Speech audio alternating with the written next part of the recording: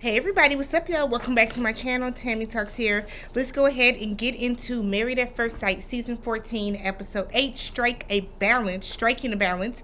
Let's talk Olajuwon and Katina. If you are brand new to my channel, I do breakdowns of various TV shows, both scripted and reality, interjecting my own thoughts, opinions, and theories into each and every episode. So, if you enjoy the type of content, go ahead, subscribe to the channel, thumbs up the video, hit the notification bell, and hop into the comment section so we can talk about this episode. So it starts off with Olajuwon cooking breakfast. Remember, he told Pastor Cal that he does not expect Jasmina to always cook. He planned on, helping out and doing some of the cooking himself. He said that he always made breakfast for them, so we see it in action. So Olajuwon is meeting up with one of his friends, and he tells his friend how they haven't had sex yet. He's scared that if they have sex, he's going to change, even though Pastor Cal has advised them to, consummate the marriage. His friend is like, well, this might be the one for you because you've never been scared to, get involved with a girl like that. Like, this is a whole new Olajuwon. He said that he was concerned that she was gone for 2 hours to go grocery shopping and she came back with one bag. So now he feels that she don't know how to grocery shop. His friend said that he thinks that he's expecting too much and he's being too hard on her. I'm going to say this, Olajuwon. I'm going to say this, sir. My thing is, she told you that she is used to shopping for herself, for one person. That is valid, right? She has been living alone. She has never had a family. She said she has never lived with a male, like one of her boyfriends, whatever. If you want her to shop a certain way, why didn't you go grocery shopping with her? I feel like Olajuwon is really stuck in this whole 1950s mentality where he thinks the woman is supposed to do all these different things, but he doesn't want to help contribute to any of that. This is not the 1950s where women of today, we're not, like, it's not what you want. Olajuwon, it's not going to work out the way that you want. You're being overly critical for no reason. Katina's friend comes over. Her friend felt that to talk about the dance, the little lap dance he did for the garter. Her friend felt it was too much. You can tell Katina felt it was too much, but Katina does not want to go against or disrespect Olajuwon on camera. That is very, very evident because she always starts to say what she really feels and then she tries to clean it up right away after because she doesn't want to go head to head with him. She doesn't want to. She doesn't want to go head to head. She doesn't want to disrespect him in any way on camera, which is perfectly fine, but it comes across, Katina, as if you don't have your own thoughts and opinions on anything. That's what that comes across as. So her friend talks about how when they what is some of the things that she likes about Olajuwon first impression. Katina says she likes that he's cute and she likes that he is able to have a conversation. She doesn't feel the pressure of her like having to carry the conversation herself because he always has something to talk about.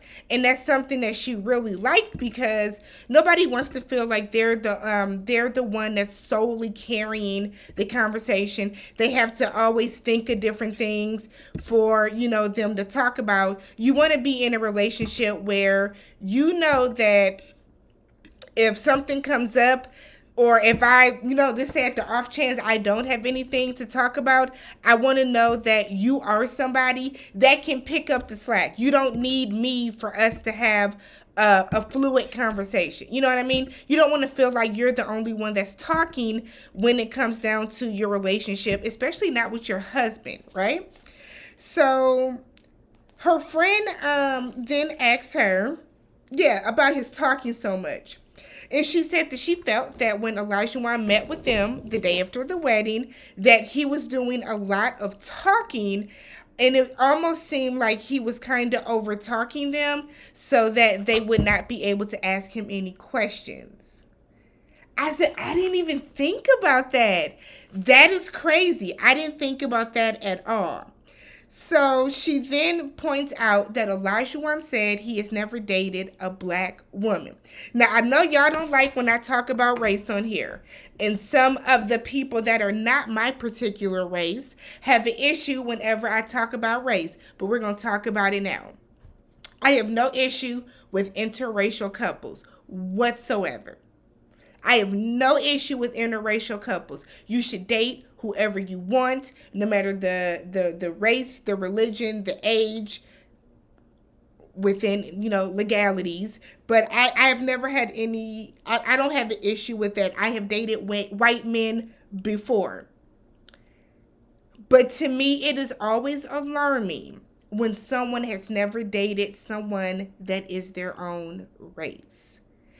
In Olajuwon's case, he is mixed. So for her friend to say he's never dated a black woman, and for Katina's response to be, well, he's half Irish.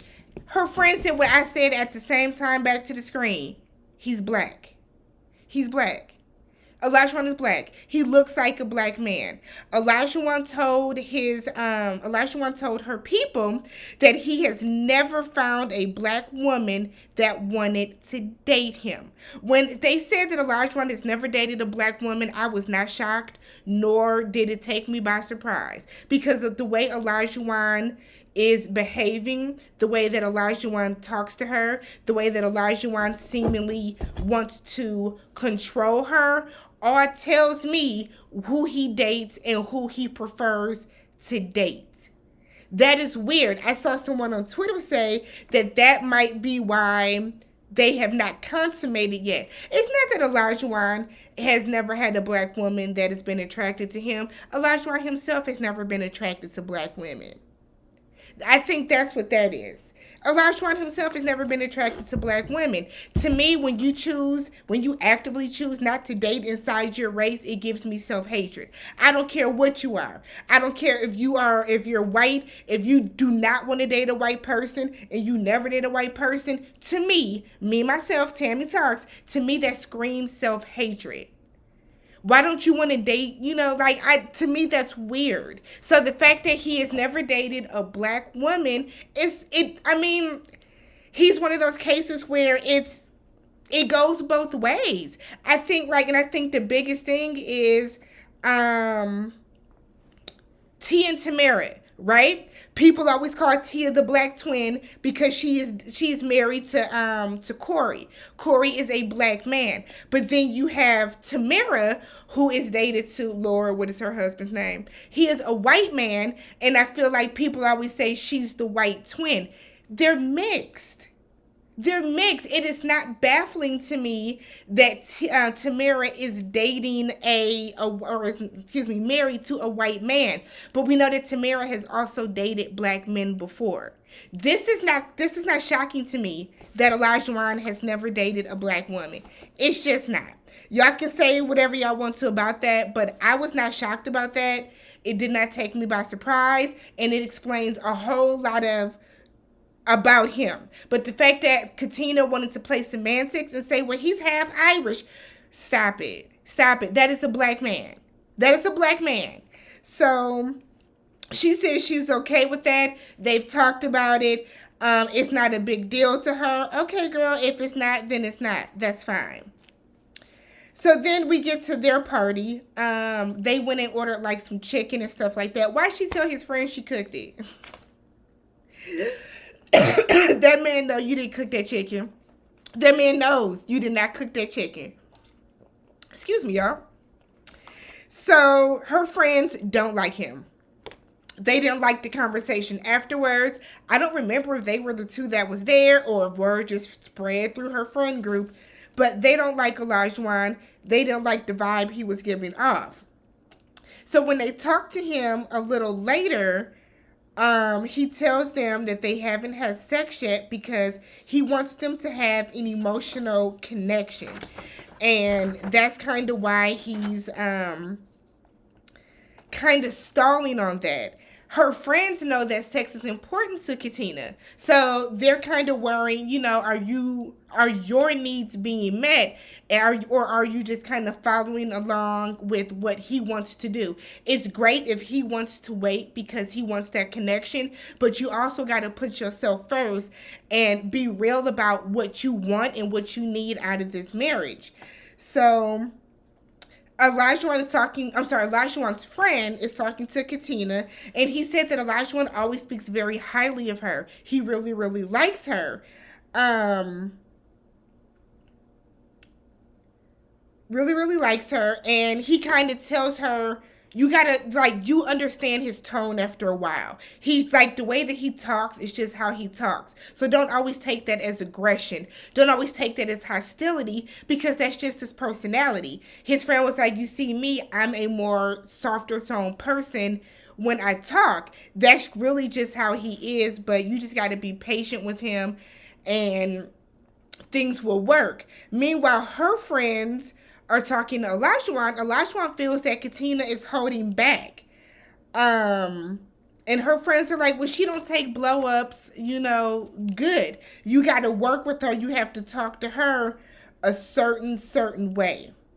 And a way that, like, the delivery and how you talk to people goes a long way, and it does. Because you always hear about people saying, it's not what you said, but how you said it. And I think once they find that balance where Olajuwon learns that he can't talk at her, Pastor Cal needs to have that conversation with them. Once Olajuwon learns that he can't talk at her, and he does need to hear what Katina has to say and how she feels about things, I think they'll be fine. People have said they're still married, so who knows, but I think I still say that they're going to stay together, because she is going to end up being very submissive and complacent with him, and she's going to, unfortunately, she's going to lose herself within that marriage, and that's how they're going to end up getting along. So they go bowling, and then all the couples are talking about what happened when Pastor Cal came to see them. Katina said that Pastor Cal said that she didn't have any issues and she was perfectly fine. Olajuwon got talked to about some of his expectations, communication, making sure he listens. I will say Olajuwon is very receptive to everything that Pastor Cal has told him, and you can see he's like really trying to put it into play.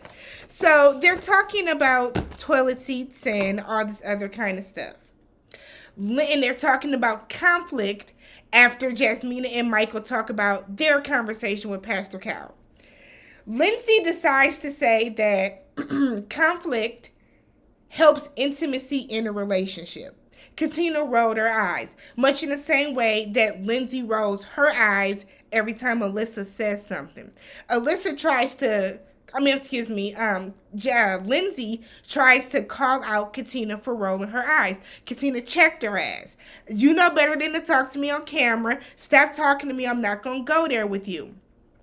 Lindsay gets offended by that. My whole thing is, look. You done got your ass handed to you once before by Katina already. I don't understand why Lindsay keeps trying to do this with her. But what I do need for Katina to do is stop reacting to Lindsay.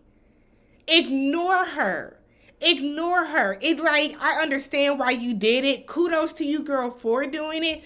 But you could have just as easily ignored her in that moment. And I feel like Katina is somebody that just kind of pops off too. That's going to be just a part of growing up. You are going to have to learn you can't pop off about everything. And people like Lindsay like to antagonize you.